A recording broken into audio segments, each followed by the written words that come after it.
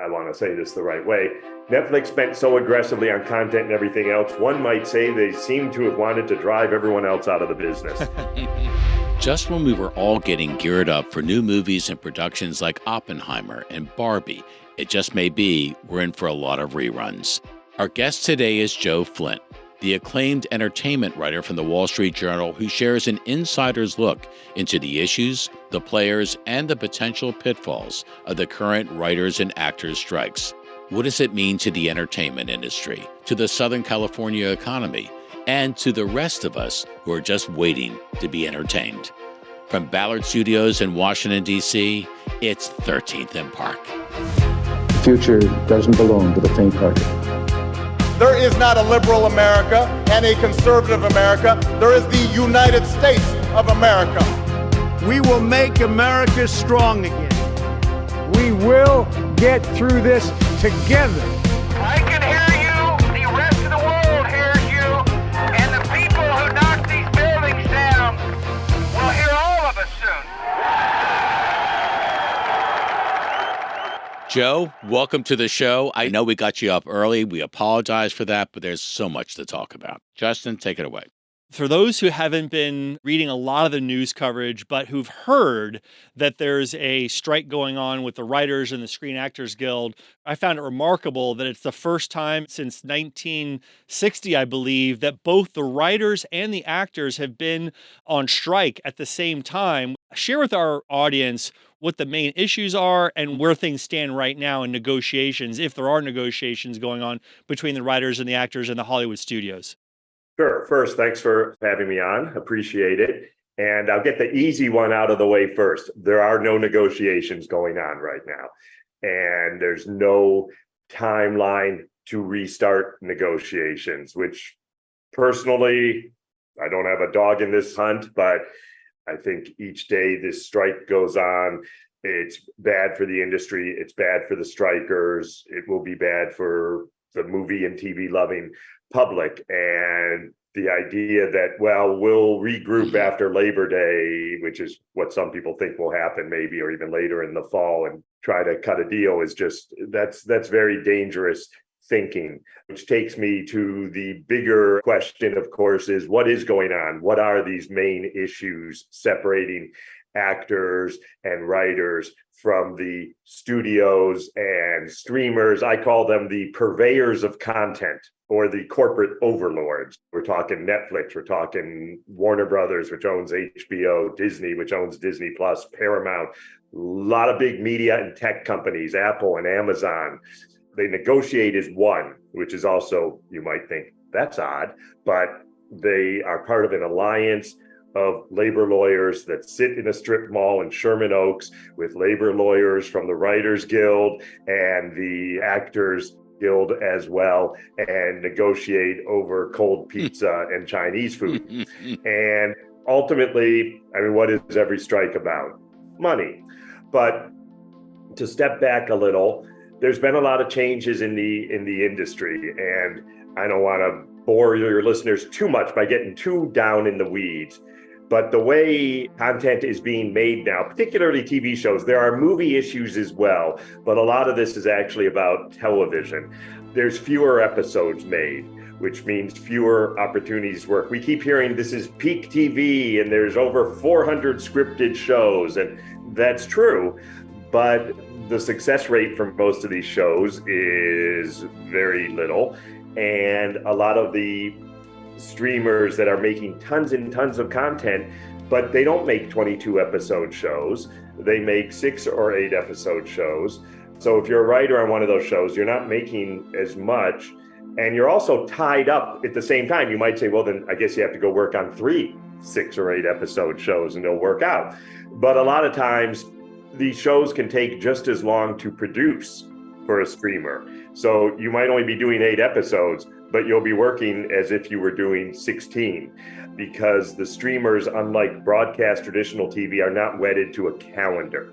So there's fewer opportunities for them to work.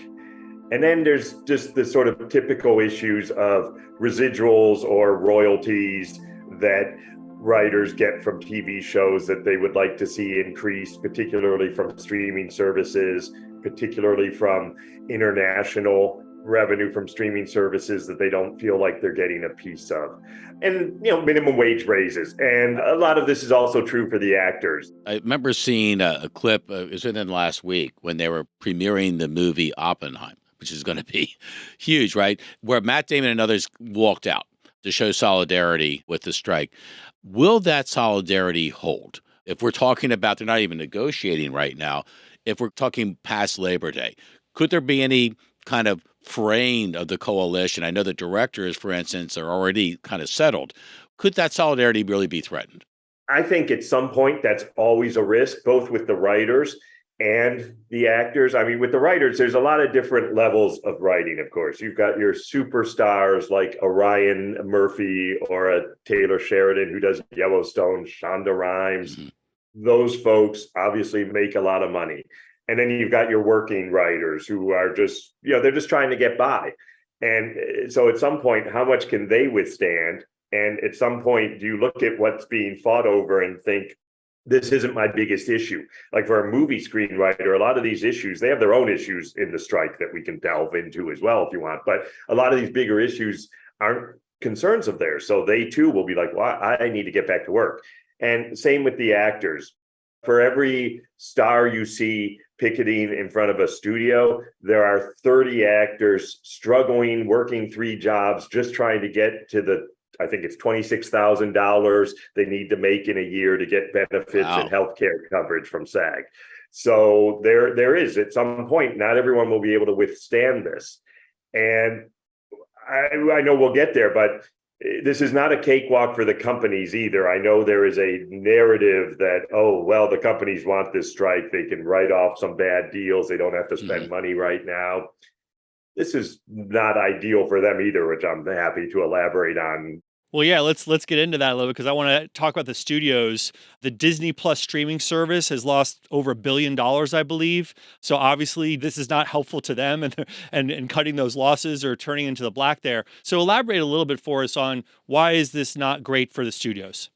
Well, you just said Disney Plus. Comcast Peacock is on track to lose $3 billion in the next year. Paramount Plus, their streaming service, is losing money. Netflix is the only one really making money from this, and everyone else is trying to catch up.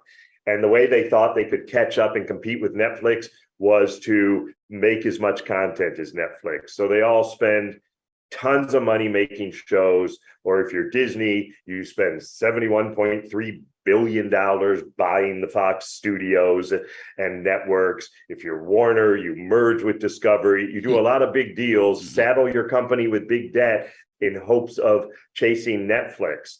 And it's not as easy as it looks. The funny thing is there was this great business model that worked for everyone, right, between cable and broadcast, where a lot of money came in and you could afford your programming. To compete in streaming, Disney went out. I think the first iteration of Disney Plus was $5.99, $6. Right. The amount of programming money they were spending, that's insane. Same for HBO, and now it's Max. The price doesn't add up. I mean, the cable bundle worked for a reason versus these companies going out on their own, offering very low price streaming services that in no way will generate the profits to cover their programming costs. So, Joe, let's stay with Disney for a second. So Bob Iger, who's under a lot of fire right now for the recent comment that he might be spinning off all sorts of television and film operations, he said that the writers and actors simply are asking for too much money. Okay. Is that point of view shared by other studios? And is that what the writers and actors will come to the table talking about? A lot of people were surprised, not so much at what Bob was saying, but how he said it, because he's usually much more diplomatic, right, in his remarks. Right. And so the optics of him at billionaire camp at Allen and Co.'s Sun Valley conference, where everyone flies in on their private jets, telling writers they're unrealistic and their expectations didn't play well. But I mean, it's a negotiation. So of course the writers want all the money they can get, and the studios and streamers want to pay as little as possible. But there is something else going on here. And I don't know if this is sort of the advent of, this is the first real strike we've had with social media which means that, I mean, I don't have to tell you, it means that there's a lot more vitriol, there's a lot more anger, there's a lot more showing off, beer muscles on Twitter, as we might say. And the way the writers, and I get it is a strategy, but both the writers and really the actors, and Fran Drescher in particular, they're making this a requiem on wealth and on CEO pay. And it's us slowly struggling performers versus the 1%. There you go. They're not really talking about the issues or the business, or that Disney has eliminated 7,000 positions, that Warner Brothers has let go of a couple thousand jobs over the last 2 years. I mean, I don't think these companies are enjoying laying people off, but they don't talk about that. They keep it very broad. It's almost, I want to say this the right way, but some on the other side talk about Fran the way one might refer to a former president of ours, in that she spews out a lot of stuff that doesn't necessarily all hold up to the light, and speaks in very vague terms, and has a very loyal audience that sees any contrary take or opinion as fake news. So no one likes the suits in the studios. I understand that. I mean, they're, come on, they're big business, but it really puts them, behind the 8 ball in trying to negotiate, when instead of talking about specifics about the best way to divide up residuals from Pakistan, we're talking about somebody's pay package. By the way, we don't talk about Michael Keaton getting $10 million for 3 weeks work when he does The Flash. We don't talk about the movie salaries, because, hey, that's all right. They should get everything they can get. And by the way, I subscribe to that theory. You get what the market deems you're worth. But the actors don't want to talk about that and the effect all those things have on the studio's ability to pay salaries and perhaps be a little more equitable across the line. I'm curious about the studios, because I would think that Disney perhaps is very differently situated than, say, Apple. Amazon is differently situated from Netflix, yet they're all allied together. And I'm wondering, is there a first amongst equals amongst the studios? In other words, does Disney have outsized influence, or is it possible that the studios may not be able to hold unity together? I don't really think there's a first among equals.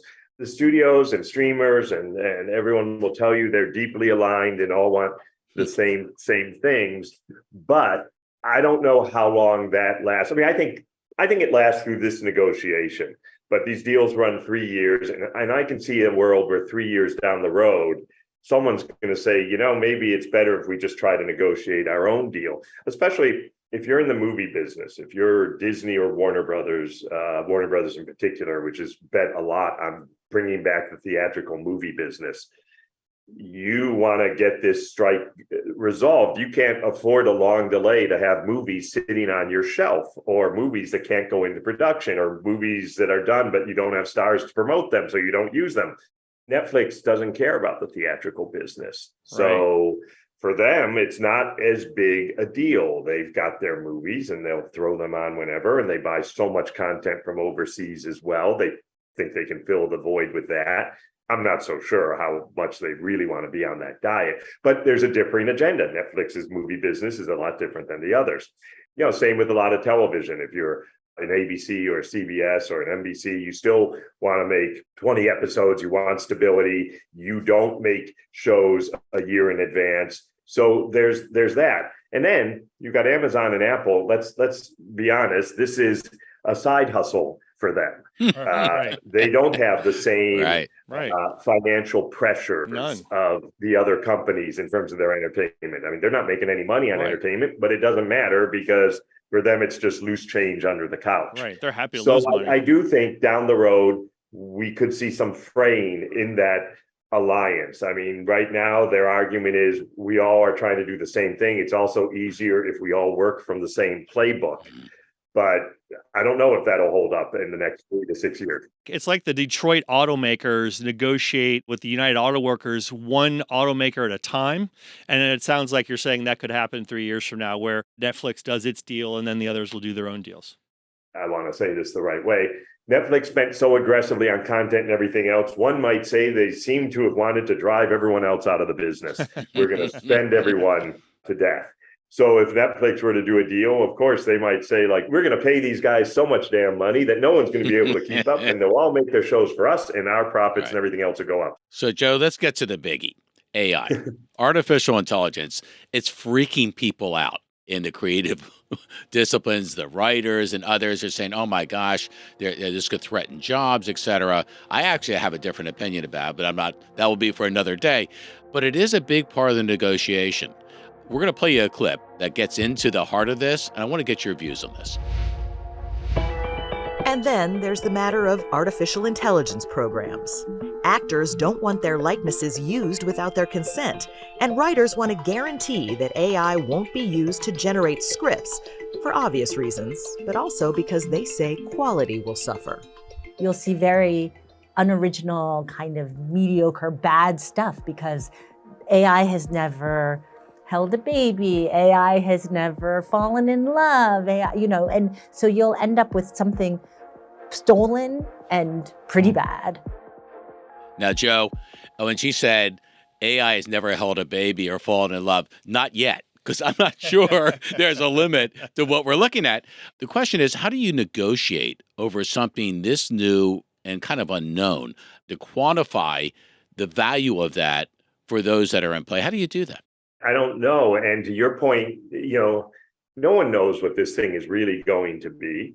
And I do think there are natural concerns that writers and actors have about, if you're an actor, you want to make sure your likeness isn't used for anything you're not being compensated for. And to me, that's a pretty easy protection to work in. But AI is already being used a lot in TV and movies. A lot of crowd scenes are done with AI. Me and my colleague were meeting with a studio chief the other day, and we were talking about AI and Chat GPT. And he said, Chat GPT can save us a lot of money in terms of doing local language versions of our movies and TV shows. Right now, we have hundreds of people who have to do this and dub things. And Chat GPT, you may be able to do it and have Matt Damon's voice speaking German. And that's progress. I mean, I know it stinks for those 800 people who might lose a job, but that's just progress. And even for actors, when you shoot a scene, of course, we need it from this angle, we need it from that angle, we need the reverse angle, all that sort of stuff can eliminate that with AI. So you're saving time and money, and hopefully saving actors from having to do annoying things over and over again. But also understand that the idea of again, protecting your IP. It's all about IP. Right. And if I'm an actor, that's my IP. But I also think that AI has become a little bit of a boogeyman in the strike. It's something else like the CEO pay. And I'm not saying it's not going to have a huge impact on everything. Of course it is. But it's also a lot easier to rally people around the idea of they want to replace us with machines than it is to say we're not getting a fair share of our residuals from the European and Asian markets. But to your point, you can't stop technology. I'm sure there was a horse and buggy association back in 1910 saying machines will not replace us. And obviously, other than a small spot in Pennsylvania, that's what happened. But I do think that there are ways to do safeguards and protections, and studios are just as concerned about AI. They own a lot of IP, and a lot of these Chat GPT, they scrape movies, they scrape TV shows to better inform themselves. Well, if I own that IP, I want to be paid for it. So it's an issue that should be of concern to all of them. But I also feel like whatever they do in this deal, it's not etched in stone forever. This is a deal till the next 3 years. So to me, it's like, this shouldn't be that complicated. And you said so well, you can't stop technology. And what I find fascinating about this is both the studios and the actors and the writers are all being threatened by technology. Netflix was the first to get there, and now the other companies are spending billions and losing billions trying to catch up with Netflix that was first in that space. And then you've got the writers and the actors that are concerned about the technology of AI, and I think unfortunately it's a reality that they're all going to have to confront, and there will be losses, both on the actors and writers side and on the studio side. They're all going to have to cope. I'm concerned, I wonder if you share this concern, that The longer this strike goes, the more the studios are going to lose out and the actors are going to lose out. Yeah, for sure. And the more you're out there, the more you're entrenched in your own corner. And whatever progress was made in the talks leading up to these strikes, and there wasn't a lot, but that's lost now. It's not even that you're going back to square one, you're going below square one to start again. And someone, I mean, I don't know who, but someone obviously on the alliance side needs to step up and just say, we have an empty room here ready to negotiate. So one of you guys come in.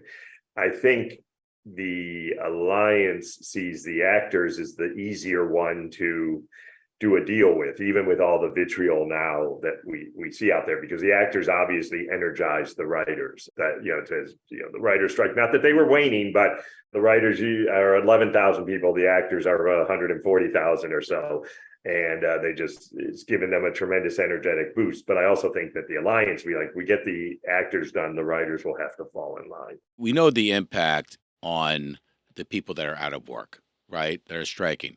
Think about the bigger impact, like in Southern California. Isn't this a massive blow to the economy beyond the actors and the writers? Think of everybody else that depends on this industry. And I remember seeing a figure, Justin, that I think it cost $2 billion, the last action back in 2007 or something. This could be monstrously big, this bill, but think of all the men and women who depend on the industry, who aren't at the negotiating table, who aren't a part of the two major unions or the studios, that had their lives on the line right now. Oh, yeah. I mean, first, you have all those adjacent businesses that aren't working, whether it's hairdressers, makeup people, set builders, tech people, all of those folks. But then you've just got the town itself. I had lunch Monday with a studio executive near their studio at a nice restaurant that normally would be packed at lunch. Right. We were like two groups in there. It was a ghost town. Even Ubers, or fewer people Ubering around. It affects everything, and especially this.